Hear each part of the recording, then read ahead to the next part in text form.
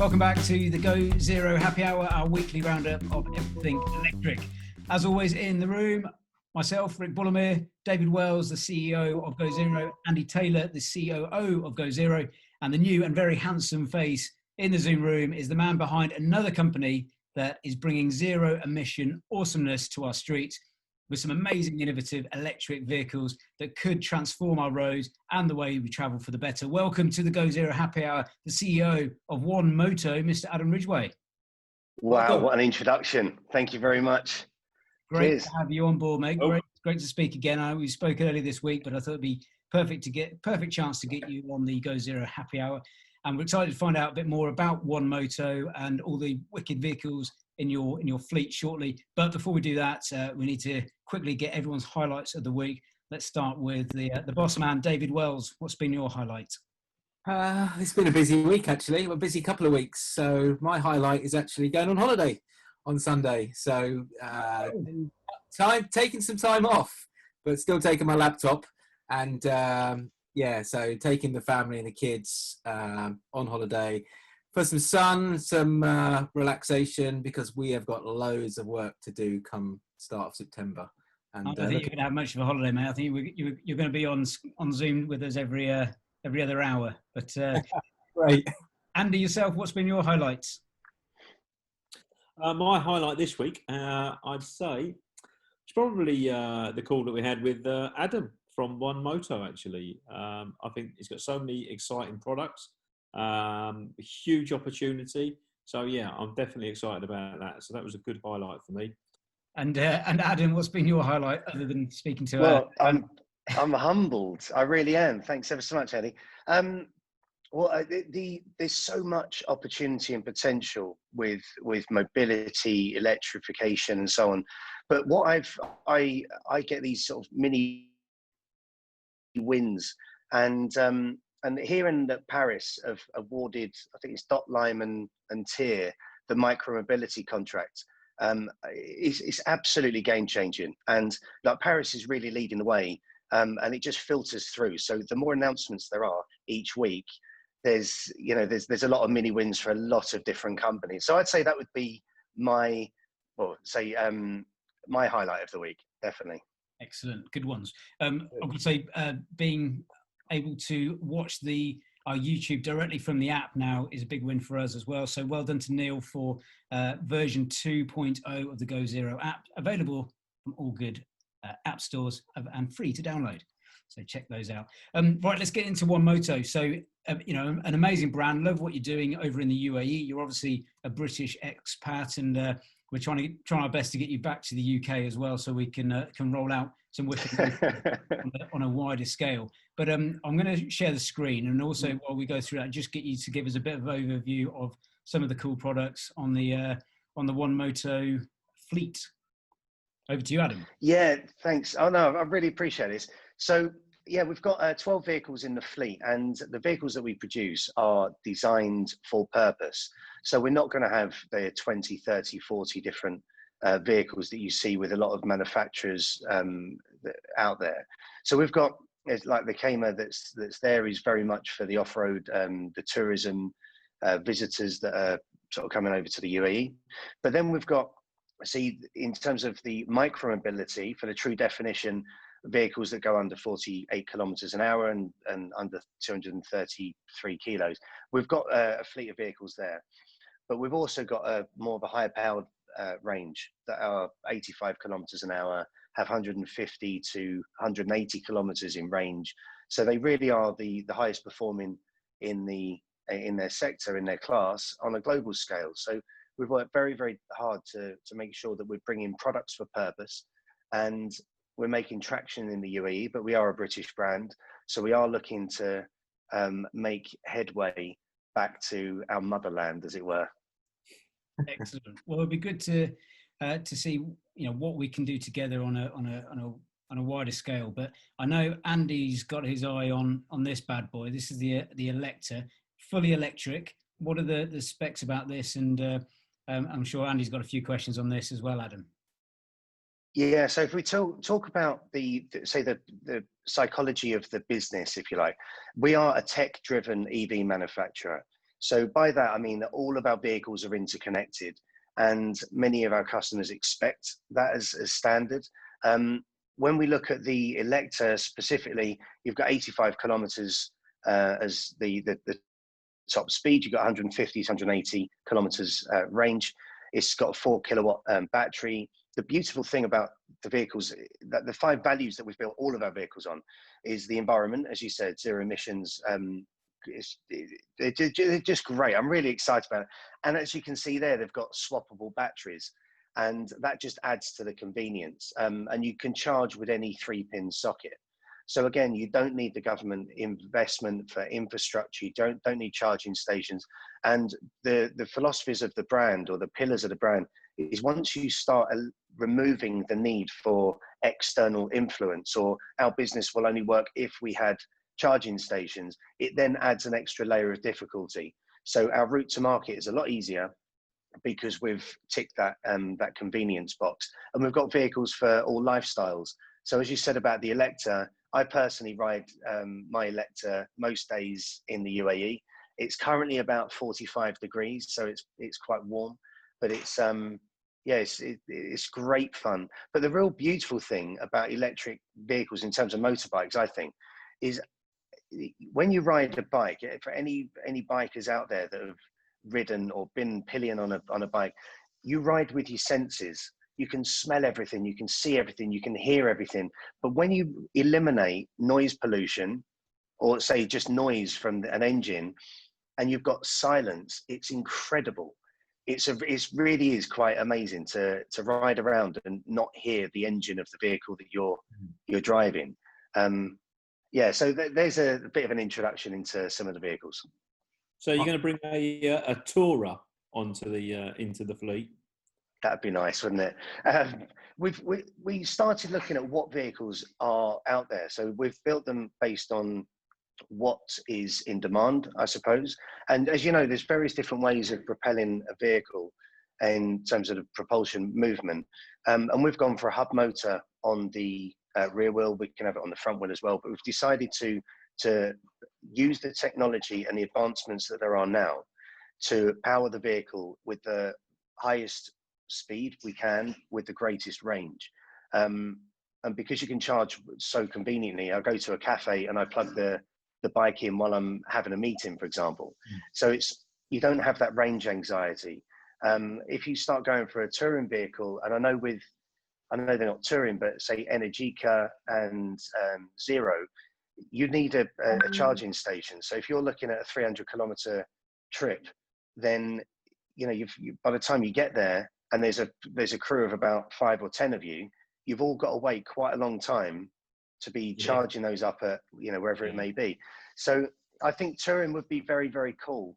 But I've also started looking at, is there a bit of a campaign we could do to launch, say, the UK, where we ride an electric or any one of our bikes, or even get a few people together to ride the bikes from the UAE to the UK for that official launch. So we don't technically need a tourer. It's going to take a long time, but what a road trip! We're up for it. Yeah, Totally. Ewan McGregor will be up for it. We've all seen his films. He hasn't gone left or right to left, has he? No, he's gone up and down and sideways or whatever. But it'd be great to have him on board. Just flicking through the e-bikes, let alone like the racer look or the town bike, they look like gorgeous looking, well put together bikes. And I already have gone through the website and gone, yeah, I'll have that.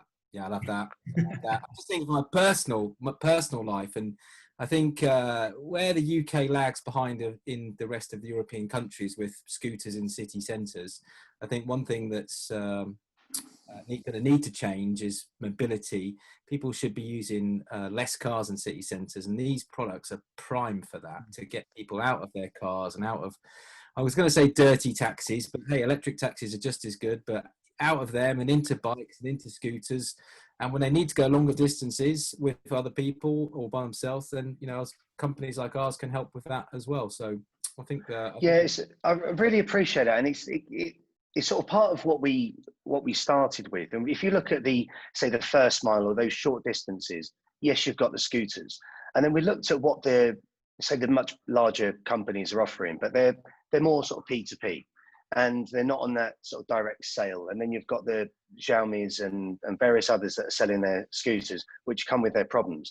So we looked at those and identified where are the problems, and what we have solved it with is we know that the governments, as and when they start allowing the the legislation or finalising legislation, one of the biggest things is if you've got a slight framed person or a female or a child, youth, they don't want to be carrying around a scooter that's 15 to 22 kilos. It's quite heavy and it's quite a big shape. And if you're going on the tube or on a bus or wherever it may be, what we've done is we've created swappable batteries. So it alleviates any chance of the scooter graveyards that happen, that absolutely destroy cities and destroy the reputation of micromobility and scooters in general. How easy is it to swap the batteries out of the scooters? It's sort of 10, 15 seconds, just Brilliant. move off a lid and pull it out and off you go, stick it in your bag, rucksack, wherever. Okay. So I think in terms of what I see, what I'd love to see, and even work with someone in the UK, now it's that blank canvas, is we've got the scooter swappable batteries. If we were to have the ownership, like the reason why the scooter graveyards and vehicles don't get cared for in leasing in general, is that drive it like you stole it mentality when you're leasing a Toyota Yaris for the weekend or whatever it may be. But if you actually owned that battery, but there are enough scooters around that you could just plug your battery in and ride it, you've got that sense of ownership. And again, it's having that interconnected vehicle fleet that allows you to then, I suppose, be a bit more respectable, if that's the right term. But that's on the scooter side. And for the bikes or the e-bikes, we looked at what else is out there, and everyone's focused on the big mountain bikes.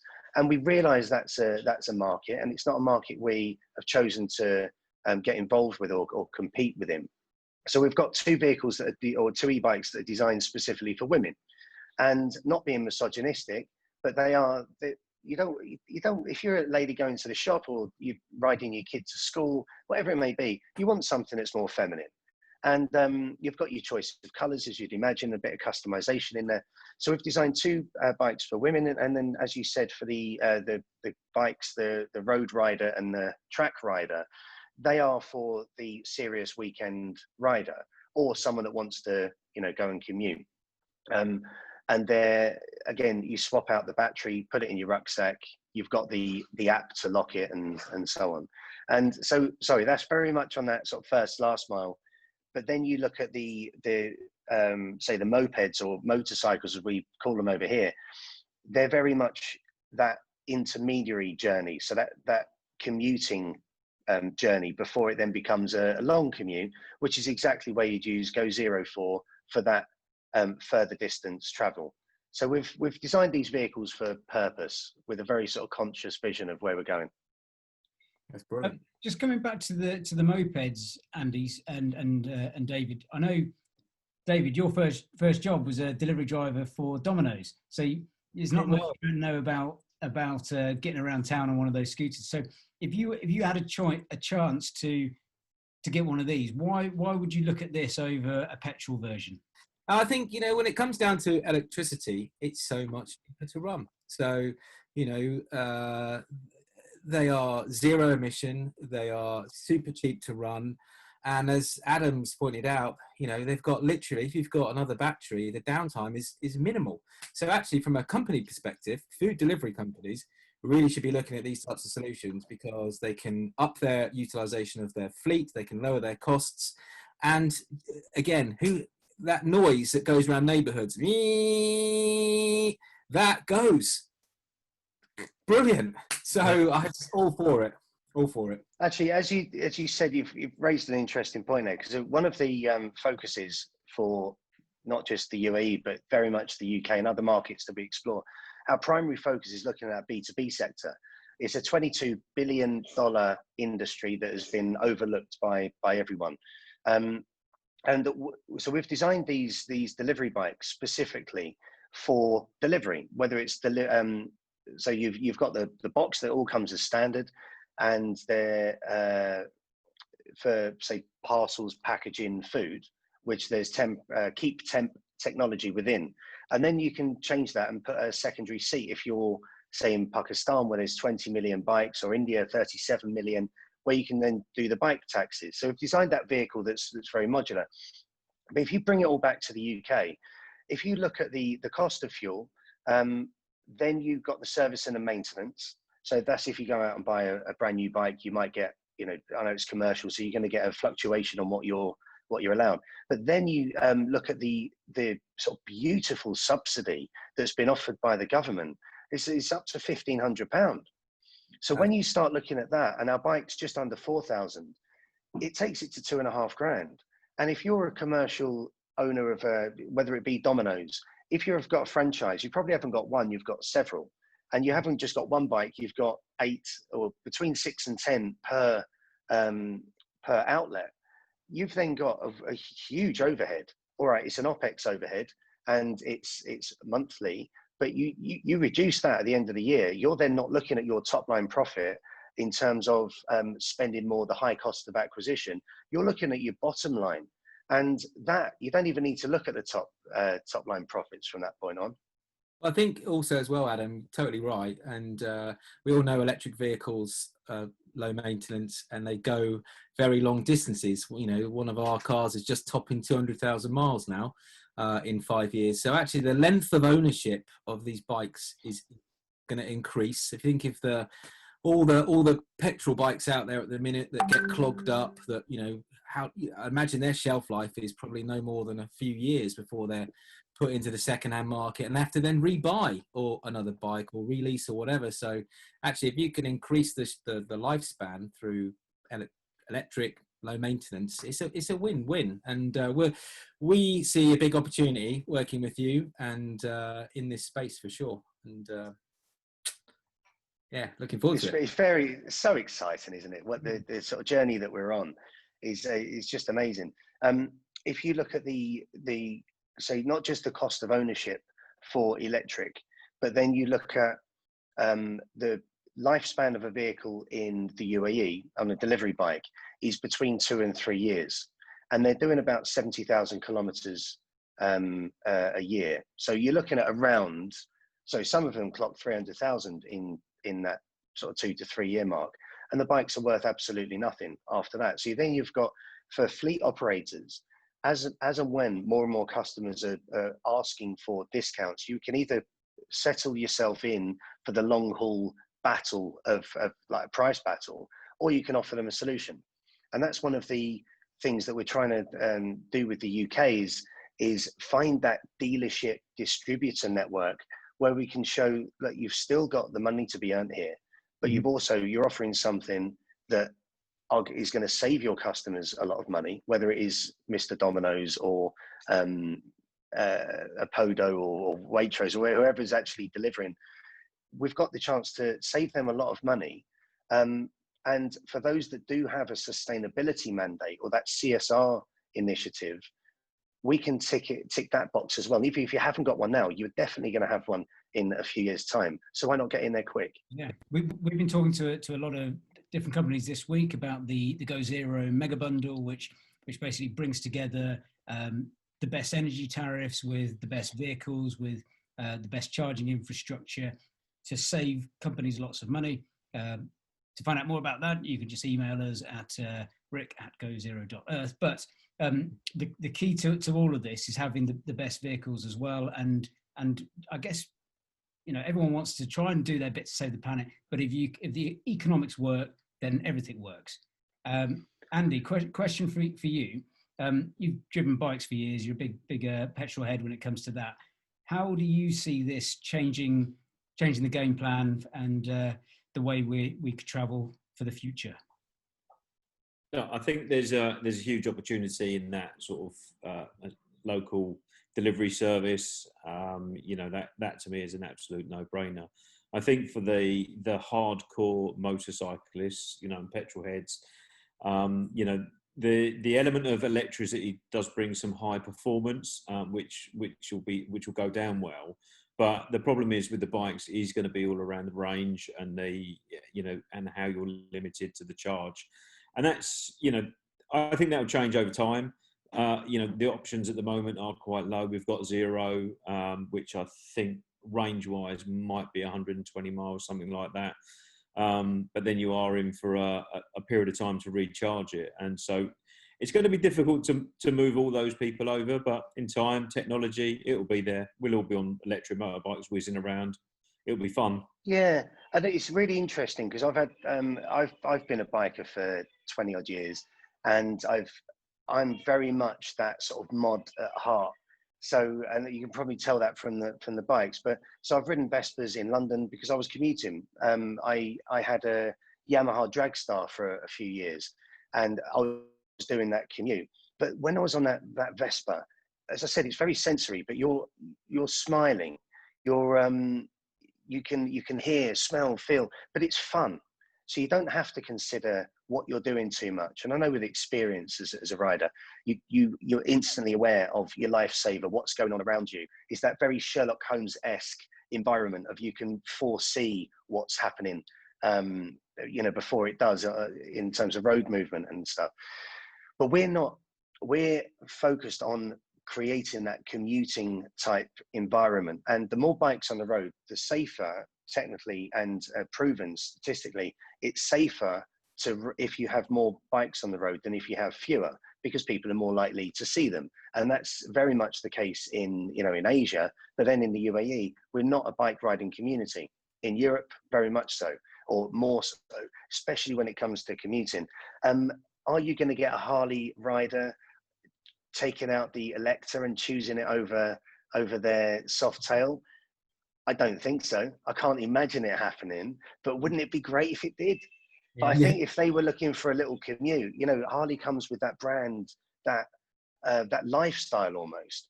Whereas with One Moto, we've very much designed the brand on three principles. So one is the Apple-esque environment. So as like David, you'll have an e-bike. Your wife might have the City Rider, then the kids might have a couple of scooters, but you can control them and geo-fence them from your mobile phone.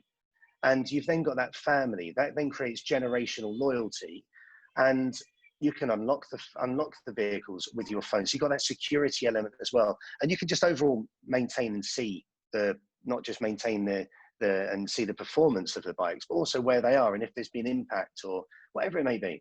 Yeah. So, yeah, I think with it, the technology driven is very much one thing, but we're also very, we look at the Mini, Mini's, the personality of Mini and the attitude of Ray-Ban. So we've taken those brands and tried to build that into One Moto.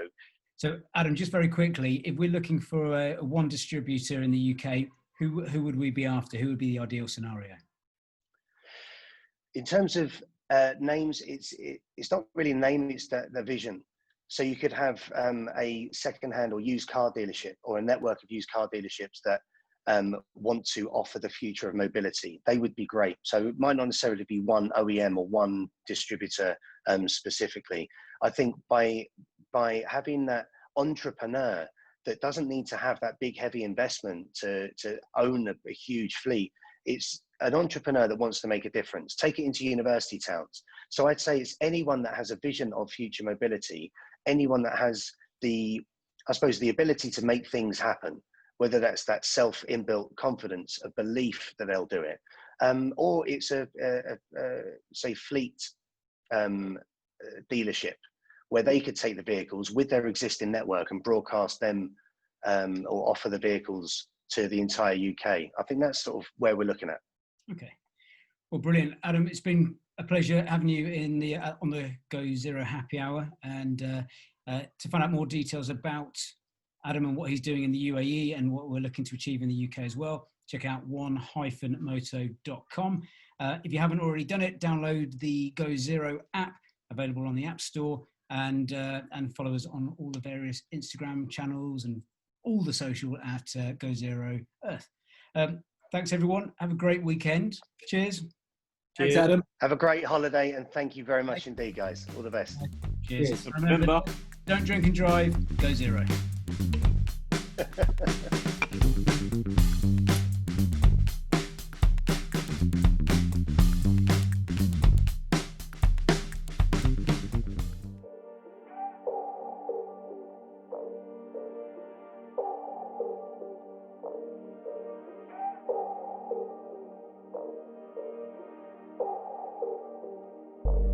everything electric.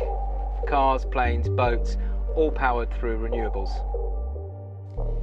Go Zero is building a community that wants to change the way we travel for the better. Cleaner, greener, more sustainable, more efficient and more affordable transport. Everything electric.